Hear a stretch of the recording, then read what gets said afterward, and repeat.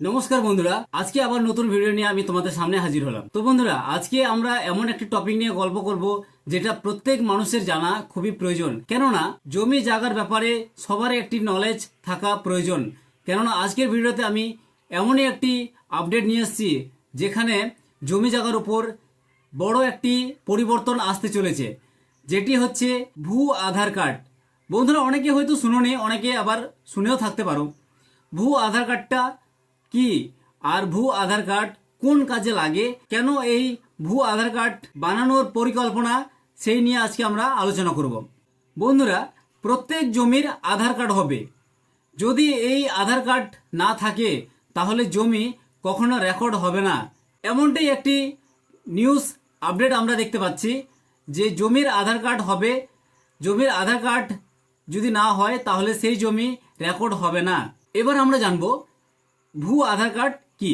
তো বন্ধুরা, ভূ আধার কার্ড হলো জমির মালিকানা এবং জমি সম্পর্কিত ডিজিটাল ডাটাবেস, যেটা জমির রেকর্ড সম্পর্কিত তথ্য ডিজিটালাইজেশন হিসেবে সংরক্ষিত করে। আর এই ভূ আধার কার্ডের মাধ্যমে জমি সংক্রান্ত তথ্য খুব সহজে এবং খুব তাড়াতাড়ি পাওয়া যাবে। বন্ধুরা, এটি আমাদের ভারতে ভূমি আধার নামে বা ভূ আধার নামে পরিচিত।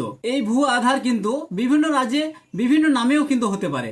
আমাদের যেহেতু ভারতের পশ্চিম বাংলাতে এটি ভূ আধার নামে পরিচিত, অন্য রাজ্যে অন্য নামেও পরিচিত থাকতে পারে এই ভূ আধার।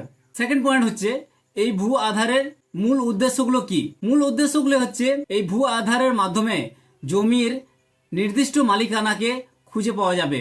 আর বন্ধুরা, জমির রেকর্ডগুলোকে ডিজিটালাইজেশনের মাধ্যমে সংরক্ষণ করে রাখা যাবে এই ভূ আধারের মাধ্যমে। এই ভূ আধারের মাধ্যমে জমির ওপর যে জালিয়াতি বা জমি সংক্রান্ত বিরোধ, এটা নাকি কমানো সম্ভব হবে, এটা মনে করা হচ্ছে। আর যেটা বললাম যে এই ভূ আধারের মাধ্যমে জমির সমস্ত তথ্য খুব সহজে খুব তাড়াতাড়ি পাওয়া যাবে। এবার থার্ড পয়েন্টে আমরা দেখব এই ভূ আধারের মাধ্যমে কি কি সুবিধা আছে। এই ভূ আধারের মাধ্যমে সুবিধার মধ্যে প্রথম পয়েন্ট হচ্ছে সহজে অ্যাক্সেস। এই সহজে অ্যাক্সেস বলতে আমরা অনলাইনের মাধ্যমে বিভিন্ন পোর্টালে খুব সহজে এই ভূমি সংক্রান্ত তথ্য কিন্তু পেতে পারি। খুব সহজে এই ভূ আধারের মাধ্যমে কিন্তু আমরা ভূমির সমস্ত তথ্য পেয়ে যাব। দ্বিতীয় পয়েন্ট হচ্ছে ভূমির মালিক বা জমির মালিক সঠিক এবং স্বচ্ছ হবে। বন্ধুরা, এবার মনে করা হচ্ছে জমির প্রতারণা কমানো। এই ডিজিটাল রেকর্ড থাকার কারণে জমির যে প্রতারণা হয় সেটি কমানো যাবে। জমির কাগজের যে জালিয়াতি হয় এটি কিন্তু এই ভূ আধারের মাধ্যমে কমানো সম্ভব হবে বলে মনে করা হচ্ছে। আবার এই ভূ আধারের মাধ্যমে খুব সহজে ভূমি প্রসেসিং যেগুলো কাজ, জমির জায়গার যে কাজ, সেগুলো খুব সহজ হবে। সেগুলো যদি কোনো ভুলভাল থাকে সেটাকে খুব সহজে আপডেট করা যাবে। আর এই ভূ আধারের মাধ্যমেই যে কোনো কাজ অনলাইনে করা যাবে, অনলাইনে রেকর্ড করা যাবে, অনলাইনে পর্চা বের করা যাবে, অনলাইনের মাধ্যমে সংশোধন করা যাবে।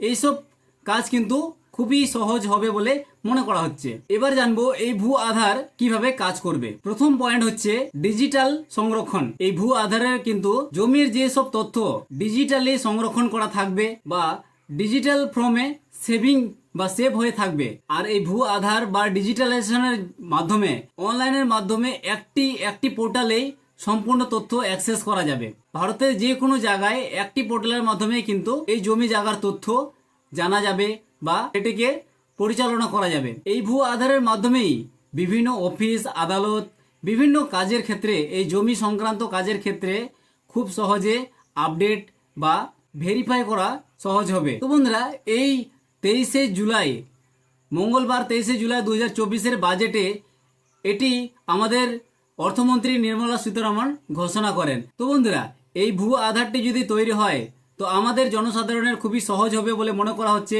তোমরা কি মনে করছো সেটা অবশ্যই কমেন্ট করো।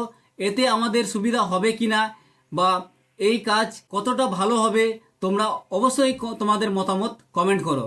যদি ইনফরমেশন যদি ভালো লাগে তাহলে তোমাদের বন্ধু বান্ধবের সাথে শেয়ার করো। আর চ্যানেলে নতুন হয়ে থাকলে অবশ্যই চ্যানেলটি সাবস্ক্রাইব করে পাশে থেকো।